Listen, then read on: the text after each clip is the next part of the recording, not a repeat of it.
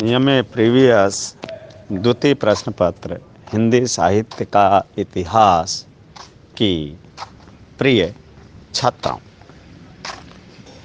हम भक्ति आंदोलन के उद्भव के कारणों की चर्चा करते हुए साहित्य के इतिहासकारों की चर्चा कर चुके और अब चर्चा करेंगे शुद्ध इतिहासकारों की। यह क्यों महत्वपूर्ण है, इसकी चर्चा भी हमने पिछले क्लास में कर ली थी, इसलिए सीधे अपने प्रस्थान बिंदु पर आते हैं कि इतिहासकारों की दृष्टि से भक्ति आंदोलन के उद्भव का कारण क्या होगा।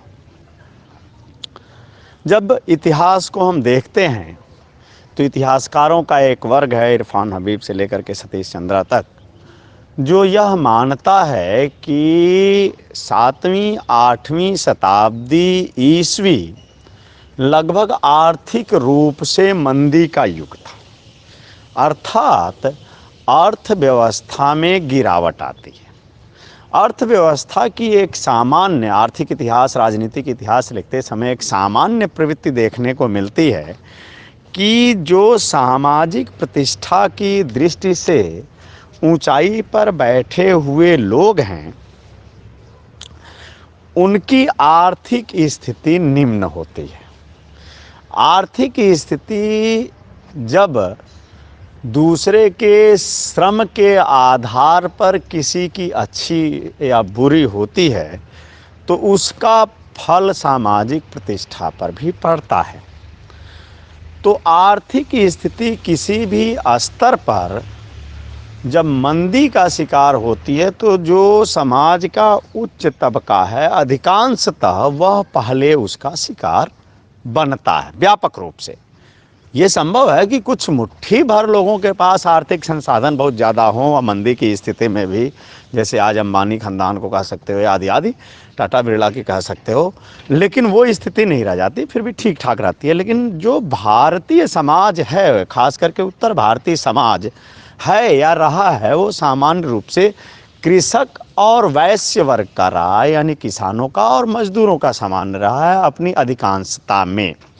उस अधिकांशता की स्थिति यह रही है कि उनकी व्यापार वगैरह घटते हैं तो व्यापार का फल जो है, उसके परिणाम कृषक समाज को भी प्रभावित करते हैं, क्योंकि वो भी अपनी उपज बेचता है। उत्पादन बेचने से संबंधित यानी कि व्यापार के रूप में सब कुछ आता है, तो व्यापारिक मंदी का शिकार उत्पादक वर्ग भी बनता है, केवल और केवल व्यापार करने वाला नहीं बनता है। उनकी दृष्टि में 7वीं 8वीं शताब्दी ईस्वी के मध्य में लगभग यही स्थिति आती है कि जो समाज में सामाजिक प्रतिष्ठा की दृष्टि से ऊंचा समझा जाने वाला तबका था, उसकी आर्थिक स्थिति में गिरावट आती है। इधर दूसरी तरफ ये होता है कि श्रमिक वर्ग तो निरंतर अपना काम करता रहेगा, उसकी मजदूरी में आप कमी तो कर नहीं सकते, यानी उसकी जो आर्थिक स्थिति है वो अगर बढ़ेगी नहीं तो घटेगी भी नहीं। इसलिए वो निरंतर श्रम के कार्य में लगा रहता है और तमाम इस आने के कारण अनेक राजाओं के, नए राजाओं के आने के कारण विकास के कुछ कार्य होते हैं, तो राजकीय कार्यों के श्रम में भी लग जाता है अपेक्षाकृत कृषि और व्यापारिक संसाधनों के कामों के, तो उसकी आर्थिक स्थिति उन्नत होती है। यानी समाज का जो प्रतिष्ठित तबका है उसकी आर्थिक स्थिति कमज़ोर होती है और जो सामाजिक स्तरीकरण के क्षेत्र में, नीचे के क्षेत्र में, उसकी आर्थिक स्थिति उत्पन्न होती है, उत्कृष्ट होती है। और जब आर्थिक स्थिति उत्कृष्ट होती है तो उसमें एक खास बात और आती है कि आर्थिक संपन्नता सामान्य रूप से सामाजिक प्रतिष्ठा की चेतना में वृद्धि करती है। जब वह सामाजिक प्रतिष्ठा की चेतना में वृद्धि के आयाम पर वह आता है तो पाता है कि सामाजिक प्रतिष्ठा तो उसको कोई नहीं दे रहा है, जबकि आर्थिक स्थिति में कई जगह वैश्यों के बराबर शूद्रों तक की स्थिति आ जाती है। अब वह सामाजिक प्रतिष्ठा किस आधार पर मिलेगी? सामाजिक प्रतिष्ठा प्राप्त करने के लिए कोई न कोई सांस्कृतिक और राजनीतिक आधार भी चाहिए इस देश के भीतर। केवल आर्थिक आधार पर सामाजिक प्रतिष्ठा नहीं प्राप्त की जा सकती। इस दृष्टि से इस्लाम का आगमन उनके सामने एक सांस्कृतिक विकल्प प्रस्तुत करता है जिसके द्वारा वो सामाजिक प्रतिष्ठा को प्राप्त कर सकते हैं।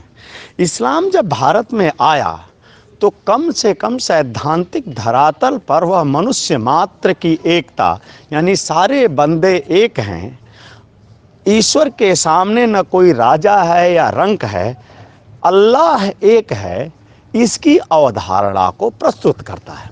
न केवल वह प्रस्तुत करता है बल्कि मस्जिद के भीतर यह नियमावली शिद्दत के साथ अपने आप लोग पालन करते हैं कि अगर वो नमाज पढ़ने के लिए देर से आए हैं तो मस्जिद में जाने के बाद नमाज पढ़ने वालों की पंक्ति में वो पीछे ही खड़े होंगे, चाहे वो सामाजिक प्रतिष्ठा की दृष्टि से राजा ही क्यों न हो। रंक अगर नमाज पढ़ने के लिए मस्जिद में गया है तो वो आगे खड़ा होगा और ये पीछे खड़े होंगे। भारत में नीची समझी जाने वाली एक बात का हमेशा ध्यान रखना कि भारतीय जाति व्यवस्था के बारे में टिप्पणी करते समय शब्दों के प्रयोग के प्रति बहुत सावधान रहना चाहिए। भले ही तुम्हारी हमारी नीयत कुछ भी हो, लेकिन कम से कम किसी भी शब्द का प्रयोग ऐसा नहीं होना चाहिए जो परंपरागत आधार पर किसी को जाति के नाम पर अपमानित करने वाली व्यवस्था का पोषण करती हो। इसलिए ऐसे शब्द का ही प्रयोग हो जहां हम इस सामाजिक व्यवस्था का विश्लेषण और इस सामाजिक व्यवस्था की व्याख्या तो कर सकें, लेकिन किसी को भी इस सामाजिक व्यवस्था में निहित जन्माधारित जाति व्यवस्था के आधार पर अपमानित होने की स्थिति उत्पन्न न हो, इस बात का ध्यान करना पड़ेगा। इसीलिए जब मैं कह रहा हूँ कि इस जाति व्यवस्था में नीची समझी जाने वाली, इसका तात्पर्य ये है कि इस व्यवस्था ने ऐसा किया है कि उनको सामाजिक स्तरीकरण के भीतर निम्नतम और निम्नतर की स्थिति में ला करके खड़ा किया है। हालांकि हम ये नहीं मानते हैं, हम ये मानते हैं कि जन्म पर किसी का भी वश नहीं है, कर्म पर वश है और कर्म के आधार पर उसको सामाजिक व्यवस्था या प्रतिष्ठा प्राप्त होना चाहिए। दुर्भाग्य से इस देश की परंपरा के भीतर ऐसा नहीं रहा, जिसका नतीजा ये रहा कि सामाजिक स्तरीकरण में जो बड़ा श्रमिक वर्ग है वो निम्न समझी जाने वाली जातियों से, निम्न जातियों कहना और निम्न समझी जाने वाली जातियों कहने में ही अपने आप बहुत बड़ा अंतर हो जाता है। आपकी नीयत साफ हो जाती है और कोई आहत नहीं होता है। तो उन निम्न समझी जाने वाली जातियों को सामाजिक स्तरीकरण की दृष्टि से हीन समझा जाता रहा और उससे जब ये आर्थिक समानता आती है तो वो चेतना ऐसी आती है कि वो अपने आप को कम से कम ईश्वर के सम्मुख यह स्थापित करने में लगते हैं कि हम तुम्हारी ही संतान हैं, और इस स्थापना से यह अपने आप स्थापित हो जाता है कि हम तुम्हारी संतान हैं, इसलिए दुनिया की बाकी संतानों की तरह हम भी समस्त संतानों के लिए समान हैं। इस दुनिया के पाखंडों ने इस समानता को तिरस्कृत किया और इसलिए हम तुम्हारी शरण में आते हैं। इसका नतीजा ये होता है कि निम्न समझी जाने वाली जनता का एक बहुत बड़ा भाग बलपूर्वक नहीं, तलवारों के जोर पर ही नहीं, बल्कि स्वेच्छा से इस्लाम ग्रहण करता है, क्योंकि वहाँ पर कम से कम सैद्धांतिक धरातल पर मनुष्य मात्र की एकता का प्रावधान था और मस्जिद के भीतर नमाज की लाइन में राजा और रंक का भेद नहीं था। इसलिए इस भेद को मिटाने के फलस्वरूप विद्रोह के कारण वो जातियां अधिकांशतः इस्लाम के शरण में गईं। लेकिन होता क्या है, सिद्धांत और व्यवहार में बहुत अंतर है। मस्जिद में नमाज की पंक्ति में दोनों तो एक साथ खड़े हो जाते हैं, जो पीछे आता है वो पीछे खड़ा होगा, जो आगे आता है वो आगे खड़ा होगा, परंतु व्यवहार के धरातल पर यह देखने को मिलता है कि वो जातियां जो लोभ से या तलवार के जोर से या किसी भी कारण से सामाजिक स्तरीकरण में ऊंची समझी जाने वाली जातियां थीं, वो इस्लाम में जाने के बाद वहाँ भी एक ख़ास किस्म की जाति व्यवस्था को उन्होंने अपना लिया। और इसका नतीजा ये था कि हरिजन से इस्लाम को अपनाने वाला आदमी वहाँ भी जुलाहा अंसारी आदि बन गया, और ऊंची समझी जाने वाली जाति राजपूत ब्राह्मण आदि से इस्लाम को ग्रहण करने वाला व्यक्ति वहाँ भी मुल्ला मौलवी खान आदि बन गया। एक मुल्ला मौलवी खान पठान के सामने एक जुलाहा अंसारी की स्थिति वही थी जो हिंदू जाति व्यवस्था के भीतर एक पंडित और राजपूत के सामने हरिजन या चमार या निम्न समझी जाने वाली जाति का कोई और व्यक्ति सामाजिक स्तरीकरण के तहत सम्मान पाता था। यानी कि इस्लाम का अनुकरण करने के बावजूद उस उद्देश्य की पूर्ति नहीं हुई जिसे हम सामाजिक समानता कहते हैं, और इस कारण वह वर्ग अपने आप को और ठगा हुआ महसूस किया कि हम वहाँ से चले थे, यहाँ पर आए और यहाँ पर भी हमको सामाजिक स्तरीकरण के भीतर सम्मान की दृष्टि से वो स्थान नहीं मिल रहा है जिसके लिए हमने वो धर्म त्याग किया था और इस धर्म का अनुकरण किया था। इसका नतीजा क्या हुआ कि उन्होंने यह सोचा कि हमें सीधे इस मामले में ईश्वरीय अनुग्रह की ओर ध्यान देना चाहिए। ईश्वर की कृपा जब होगी तो हम इन पाखंडों के प्रति आक्रोश को व्यक्त कर सकते हैं और ईश्वर के सामने मनुष्य मात्र की एकता पर बल देते हैं, जिसका परिणाम भक्ति आंदोलन के रूप में आया और जिसके प्रणेता कबीर थे। और कबीर ने उस भक्ति को इस उत्तर भारतीय जनता के समक्ष प्रकट किया और पूरे जोश शोर के साथ पाखंडों के विनाश, मुल्ला मौलवियों और पंडितों की श्रेष्ठता के पाखंड और अहंकार पर अपने व्यंग की वाणी से चोट किया और इस अलवर आया अल्लाह के सामने समस्त मनुष्यों को एक माना और साथ ही ईश्वर के उस निराकार स्वरूप का वर्णन किया जिसके तहत समस्त हिंदू और मुसलमान के ईश्वर एक हो सकें।